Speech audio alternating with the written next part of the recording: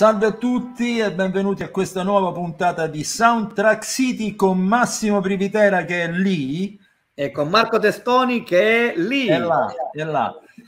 Allora, dunque, oggi parliamo di una serata che si è svolta qualche giorno fa a Roma, la Casa del Cinema, organizzata dalla Associazione Compositori in Musica per Film, ACMF, di cui tra parentesi faccio parte anch'io. Che cosa è successo? È successo che si sono presentate le due cinquine che parteciperanno ai prossimi Davide di Donatello 2022, ovvero quelle che hanno a che fare con l'area musicale, miglior compositore e miglior canzone originale. Ma è stata anche una scusa per vedersi tra compositori, addetti ai lavori. È venuta anche Piera De Tassis, peraltro, appunto del David di Donatello, e quindi è stato un bel modo per incontrarsi e nello stesso tempo celebrare queste due cinquine molto importanti di cui, Massimo, noi abbiamo parlato ampiamente in qualche programma fa. Voglio ricordare che per noi è andato il nostro carissimo Luca Perrone, che già avete visto in altre circostanze. Dimmi un po', Massimo.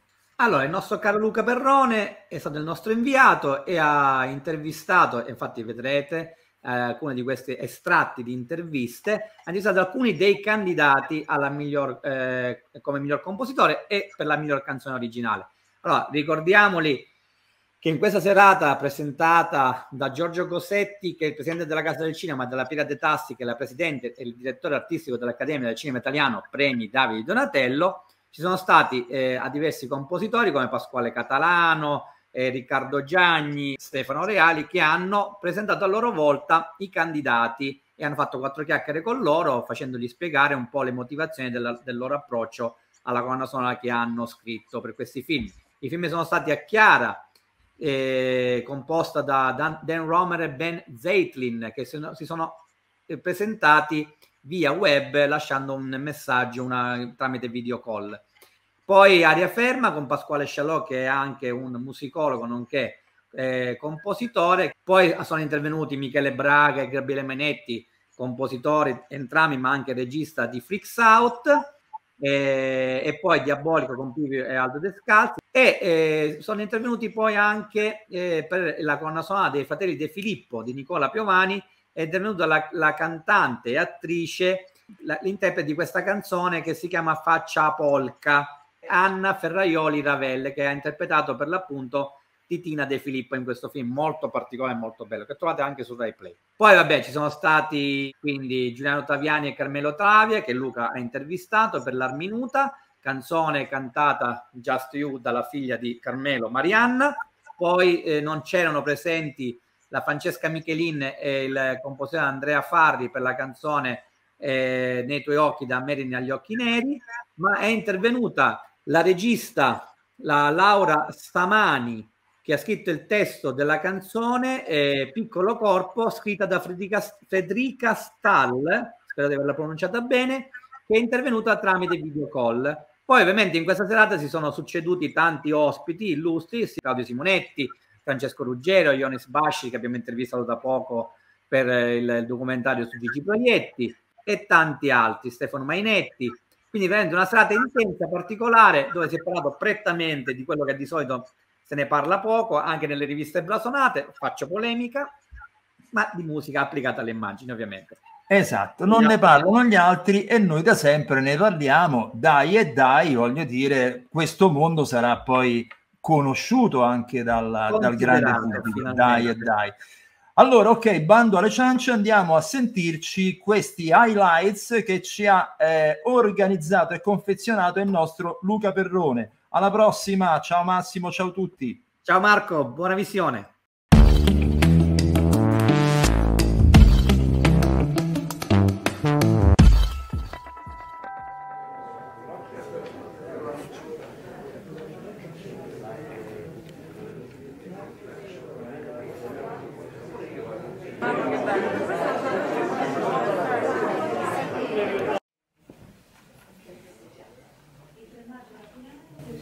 Io mi congratulo con tutti i candidati, mi congratulo con tutti i musicisti, non faccio nomi, perché ogni volta che faccio un nome ne dimentico un altro, come sapete, essendo il presidente, succede un pataracchio, perché...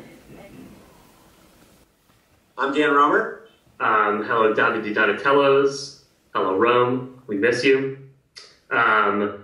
So me and Dan, normally when we work together, we write these gigantic film scores that sort of, and the way we start is we write a bunch of themes, and if there's any theme that gets stuck in our head and we can't get it out, we say, okay, that's the theme of the film, that's in the movie. And so we went to work on this film, Akiara, with Jonas, and the first thing that he tells me is, if there's any piece of music that you can remember from the film, you failed. Sinteticamente il lavoro fatto con Leonardo Di Costanzo si è mosso su due binari. Il primo è collegato alla prima immagine che abbiamo visto, quindi un lavoro di cogliere i suoni dell'ambiente. Infatti i suoni che ascoltate che avete ascoltato come oggetti sonori sono oggetti sonori prelevati proprio dal carcere di Sassari, dove abbiamo fatto dove è stato girato il film. Suoni naturalmente manipolati, inseriti poi in un contesto diverso, con un'interazione fra appunto suono musicale e suono invece ambientale.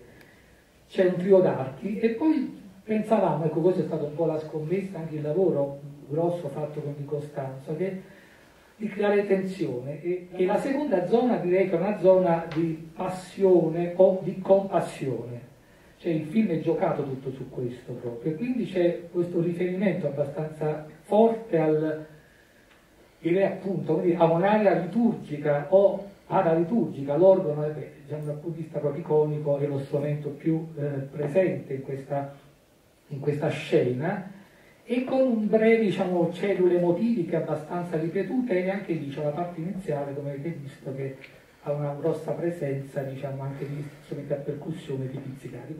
È stato un privilegio immenso, anche perché poi la musica rappresentava un elemento proprio fondativo nella costruzione di questo personaggio. Certo. Soprattutto perché poi lei, diciamo, in qualche modo ripropone l'antitesi della chanteuse, per l'appunto.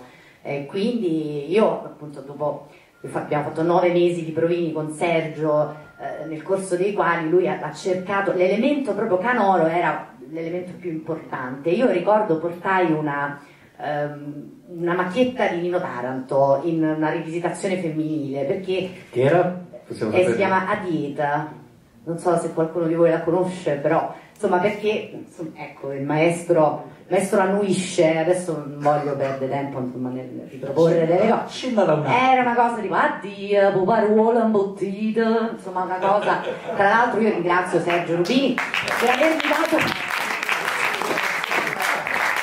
addio, purpottiella affugata, era una cosa così, purpottiella affugata, che diciamo traduciamo per i più così romani, polipetti affogati, che comunque insomma, trasversali a tutto. Molto onorata dal vostro invito.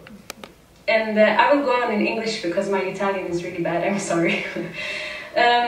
What I wanted to say is that it's been incredible to be by Laura's side during this Piccolo Corpo adventure. When I first read the script, it struck me right in the heart, and I've been overwhelmed over and over again during the process of this filmmaking. And concerning the soundtrack, Laura wanted something to illustrate the love of a mother to her child, and so she thought of a lullaby. And when I had written one, she said, send it to me and sing it in your phones, like you would sing into a baby's ear. And I did it, and I sent it to her, and when she received it, she said, oh, wow, that's great, let's make an a cappella soundtrack. And era un po' l'obiettivo che ci eravamo posti. Chiaramente avevamo delle indicazioni molto precise anche dai manetti, cioè il fatto di essere in qualche modo solidali al periodo in cui si svolge la scena e il periodo in cui è nato il mondo. Quindi chiaramente gli anni 60 sono molto presenti. Però l'intenzione era quello poi di allargare le maglie, no? E quindi oltre alle eventuali ispirazioni a anche da alcuni compositori specifici, no? Cioè noi siamo nati praticamente in contemporanea, perché Aldo è del 57, sono del 58, quindi siamo stati lettori di Diabolic, quindi abbiamo in qualche modo vissuto proprio quel momento da amanti del fumetto, no? E questa cosa in qualche modo è rimasta dentro, no? E dentro questo film, che comunque è un film quasi bulimico, pieno, è ricchissimo di immagini, di location, di personaggi, ci sono tanti personaggi eccetera, e dentro questa colonna sonora c'è un po' tutto quello, abbiamo portato dentro un po' tutto quello che amiamo nella musica, e non solo nella musica per film, ma proprio nella musica in generale, e quindi dentro ci trovi anche rielaborazioni di brani rock fine anni 80 o inizio anni 90, come ad esempio Creep e Radiohead o i Guns N' Roses. E ci trovi Rota ovviamente, cioè ci trovi magari qualche citazione di Morricone. Guarda, io sono il personaggio a cui sono più affezionato è il personaggio di Matilde, che ha un tema molto dolce e raccontato però con uno strumento che apparentemente può essere anche respingente, come è il theremin. Siamo riusciti a armonizzare la timbrica del theremin, a volte stridente, che può sembrare stridente e come ti dicevo respingente, con un tema molto semplice, molto dolce, che racconta Matilde e il suo rapporto con un padre che non ha mai avuto, ma un padre adottivo che poi è Israel, e nella scena iniziale di Freaks Out, secondo me bellissima, lo sguardo che c'è tra padre adottivo e figlia racconta tutto. Quando noi scriviamo molto di getto, di istinto, ci facciamo suggestionare dal film, dal sentimento del film, dai protagonisti, dai colori della fotografia, da tante cose. Quindi il perché si fa una cosa a volte non c'è così chiaro, poi a posteriori, una volta finito il lavoro, ci rendiamo conto, allora ora ti posso rispondere, probabilmente se mi avessi fatto questa domanda all'inizio o anche a metà del film non ti avremmo potuto rispondere. Diciamo che ecco, la colonna sonora di tutto il film è fatta di pochi elementi musicali, pochi strumenti, con delle frequenze che non vanno a toccare mai le frequenze basse, sempre delle frequenze medio-alte, forse a raccontare, intanto la protagonista è una bambina, quindi ecco, forse quelle frequenze così basse non le sentivamo adatte a questo personaggio, ma soprattutto la situazione drammatica in cui si trova la protagonista forse è raccontata, cioè forse ci abbiamo provato, ecco, raccontata dalla musica con degli armonici, con questo quartetto molto sottile, a volte dissonante. Del film, anche la fotografia, i costumi, i tempi soprattutto ci hanno permesso anche di poter riflettere anche un po' di più, perché questo naturalmente quando poi arrivano le immagini, perché l'avevamo già naturalmente preparato prima, ma poi anche leggendo la sceneggiatura i tempi sono importanti anche per poter avere anche noi i nostri, quindi la scelta appunto degli strumenti, del minimal, del timbro della voce, perché a prescindere dal testo che è molto legato appunto alla storia del romanzo e quindi dal film.